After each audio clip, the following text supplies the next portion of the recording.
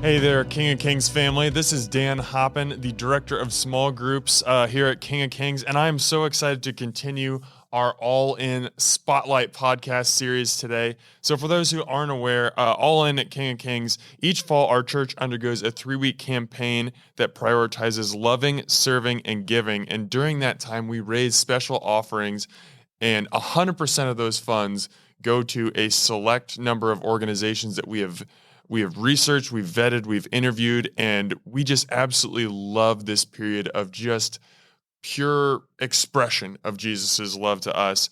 Today's spotlight is going to be on Disney Elementary. Disney is a part of the Millard Public Schools and has about 400 students from preschool to 5th grade. And we have been we've had a valuable partnership with Disney since 2020. And here to talk about that more today is the principal of Disney, Cindy Scharff, and Lara Ray, who is our Director of Next Steps and Community Engagement at King of Kings, and the one who got this relationship started. Guys, thanks so much for taking time for the podcast today.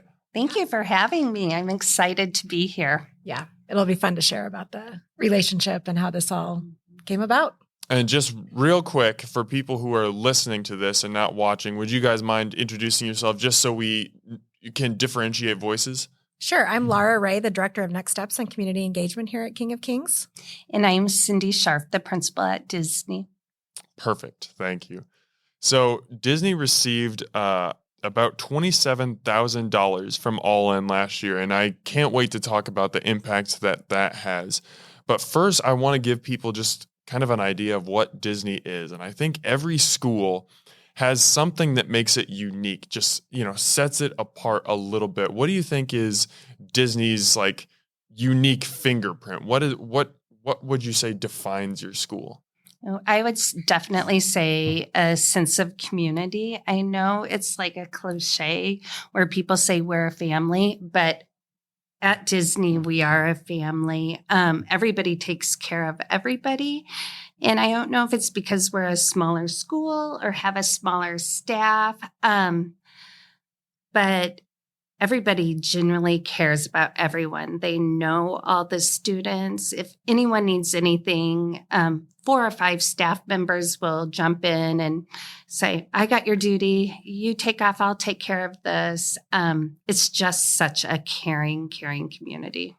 How have you seen that play out, Lara, as you've established a relationship with Disney over the years? Yeah, it's been really cool to see. I spend a couple hours a week in the print room. And so just going in and helping with whatever they need done. And you see it consistently with teachers and conversations that happen in there and just how they care for the students. It's been really awesome. So it seems kind of random to have this relationship between a public school and a Lutheran church that weren't really connected before a couple of years ago. How did this relationship come to be? It's so weird, isn't it? Like, it truly is so weird how it all came about. Yeah. I think you're like, go ahead. Yeah. So it was kind of birthed out of COVID. I mean, I think when in the summer of 2020, we were just like, what ministry looked different. And so we were all trying to figure out how we could, bless the community in different ways. People weren't gathering, so we weren't having large events. And I think something, just a group of people that rose to the top were teachers who were going back to school and having to deal with all different kinds of layers of complication with masks and, just social distancing and all those things. And so we reached out to Mary and Faye, who ran the Interfaith Millard Public Schools Interfaith Council, and just to see what schools around our area would be open to us just coming in, no strings attached, just to bless teachers and staff. And so she suggested Disney, reached out to Cindy, and Cindy was open to us just delivering a meal for their back to school training. And so that's kind of where it all started. And we then did intentional touch points throughout, each month. And with that, at the end of the year, I think we brought like all these people together, the counselors, the assistant principals, Cindy, just to talk about how, we as a church body could support them moving forward. We had financial resources, we had people resources, and what were their needs. So it just started, through that. And it really has been a rippling effect.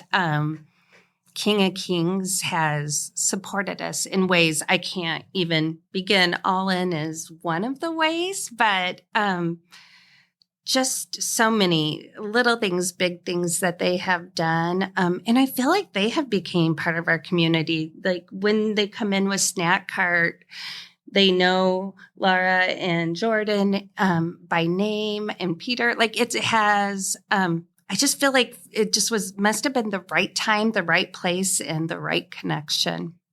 Looking back to the start of this partnership, do you remember like the first couple weeks, first couple months as King of Kings just keeps showing up time and time again? Like, were there people around the school who are just like, what is this church doing here? Like, what? I mean, I'm sure that there was, I'm not trying to say you guys weren't appreciative, because I'm sure you were, but there had to be some sense of, who are these people and why are they here all the time? I never felt that. And we're close. Like, I think people would have shared that. I think the biggest thing was like, we felt this, like, what can we do for King of Kings? Like, we felt so blessed and so lucky to have that. Like, we almost we're like, what can we do to help you guys? It was a weird feeling in situation, like a good weird feeling, because we have an amazing, amazing community, but we don't have a lot of volunteers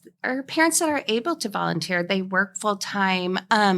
Financial resources were very minimal, so we weren't used to having any of that. So if anything, that was the thing that like made us feel uncomfortable, that we couldn't give back, or we just, like when people are so generous to you and you want to help do something to support them. Well, I want to be clear. The reason that I keep using the term partnership to describe what this is because it's a two-way street. It's not just King of Kings given to Disney. Disney has given a lot back to us too. In fact, the first time I met you, Cindy, I think was about 2 years ago. You were serving here for Parents Morning Out. Like it's that stuff back. We're not trying to balance the scales or anything like that. We see that you guys are not only just taking what we give you, but you're saying, yeah, we love you. We want to love you right back, and do things for you too. And we've seen that at all kinds of events, and we're very appreciative of that as well. Lara, what are some ways, both in the beginning and now, that King of Kings serves at Disney? You mentioned you working in the print room. You mentioned those early meals. What are some other ways that we try and make sure these guys feel loved? Yeah, so we have we try and do at least a monthly touch point at the school, whether that is a snack cart, delivering snacks to each teacher's room during the middle of the day, which has just been so fun throughout the years as we've gotten to know the teachers and they recognize us and we're able to have conversations. And we've opened our building for different events for Disney, whether that's Trunk or Treat or the Disney musical. Hosting families here has been really, really fun. We do monthly birthday gifts for teachers as well over the last couple of years, which has been a fun addition, where we deliver gifts at the beginning of the month and then they can hand them out as the birthdays occur.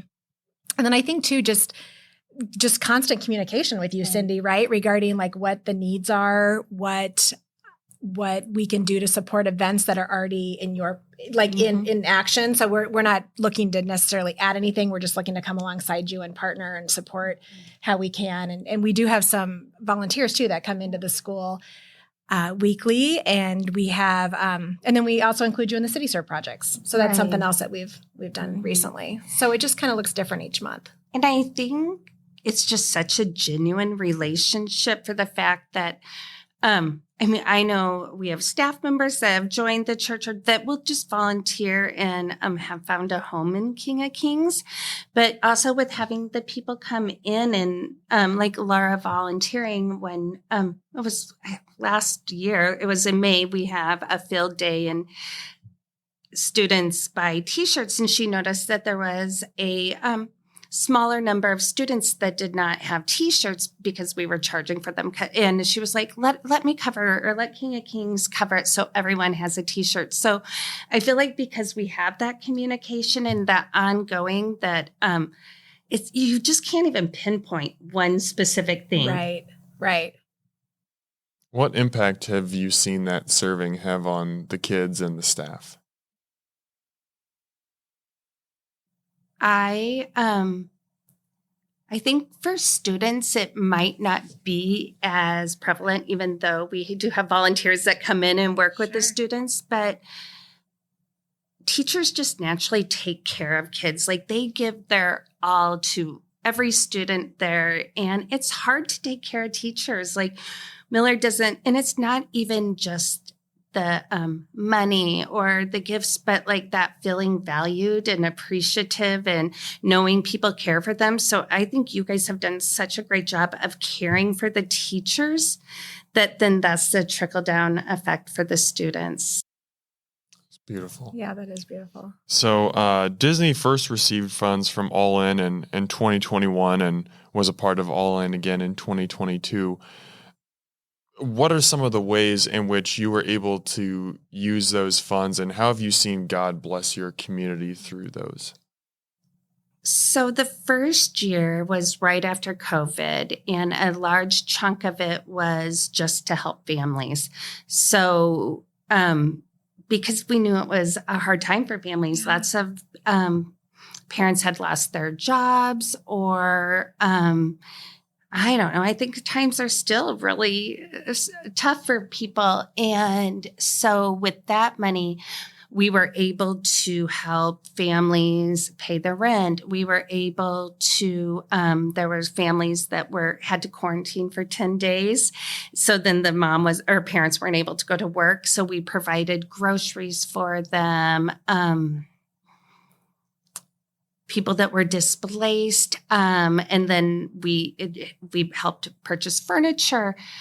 King of Kings purchased all the school supplies for the 21-22 school year for all the students. And August is expensive for families. I feel like you're just writing check after check for everything, and for them not to have to buy school supplies. And if you have multiple kids, that adds up, was a huge benefit. And then I think, like last year, I feel like the things that were provided were game changers for Disney, which sounds kind of silly, but I feel like it put us on the even playing field as other schools in Millard. I think Millard has that perception that we're a wealthy district, and there are definitely pockets, but there's buildings that have great families, but not necessarily a PTO that can raise thousands and thousands of dollars. And that is the money that then provides the extras for the school. So one of the things was for STEM materials, and we were able to purchase a 3D printer, which was pricey, but that wasn't like a 3D printer is costly, but it's the thread that goes into it that is really expensive to maintain. And so we were able to have one, and then every child be able to do lessons and create something on the 3D printer. We also were able to buy high interest, low text books for students. So if you have a child that's in fourth grade reading at a first grade or level, they don't want to be reading a book that looks like a first grade book. And so we were able to purchase a library. So now teachers are able to get the books for kids to read so that it looks like other books that the kids in their class are reading. I think the one thing that we had put in was a grant for teachers. And first I was like, gosh, do I do that or not? Like, teachers pretty much have the supplies they need, even though they spend a lot of money out of their pocket.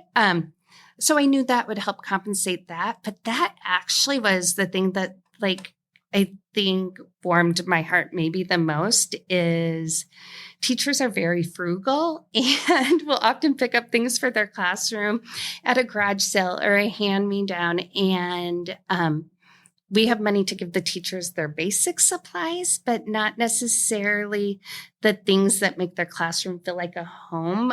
And so doing that, just going into the classrooms now, like teachers purchased like new borders, new organizing containers, rugs, lamps, and you walk into the rooms and it feels just warm and inviting, and it does impact kids. Kids feel safer there, feel more ready to learn. And then kind of the weird thing or the interesting thing that happened was once we had ordered everything for teachers, the week that it was delivered happened to be the week that Amazon drivers got $5 for every package that was delivered. And we probably had over 500 packages. So our Amazon driver loves us too. But I think that's just a testament of like how it just keeps, like you give and how it just keeps giving.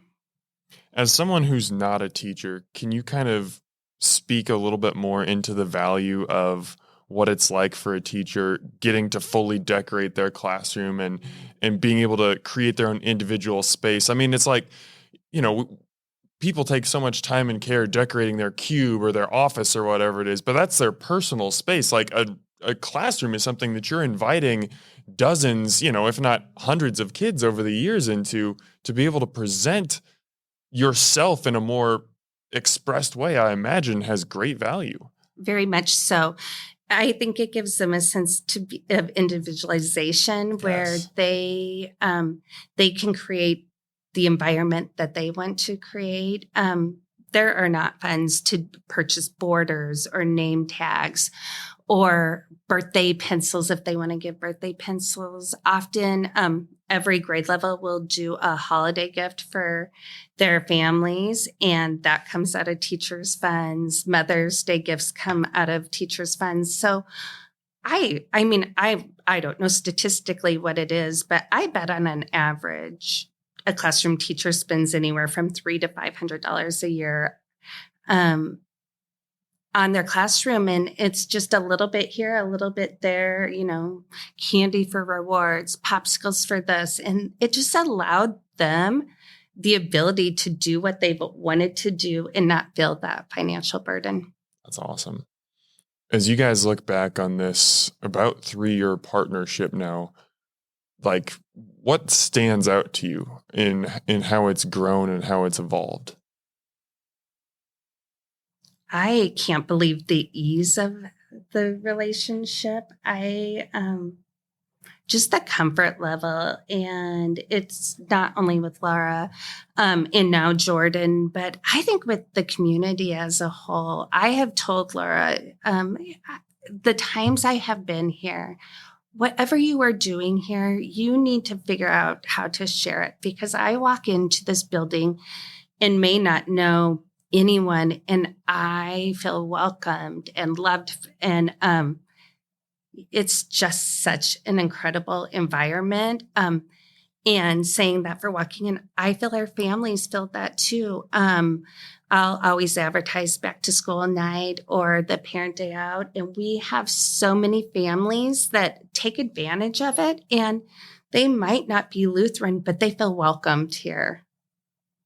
Yeah, that's awesome. Yeah, thanks for sharing that. I would agree that the just the development of relationships with teachers over this past 3 years, it felt really easy for you and I to connect in the beginning. But for some teachers, it was a little bit harder. Like you asked that in the beginning, like were some people like, and we felt it a little bit, but not a lot. But now it's like the relationships that have developed have been really impactful and really fun to see.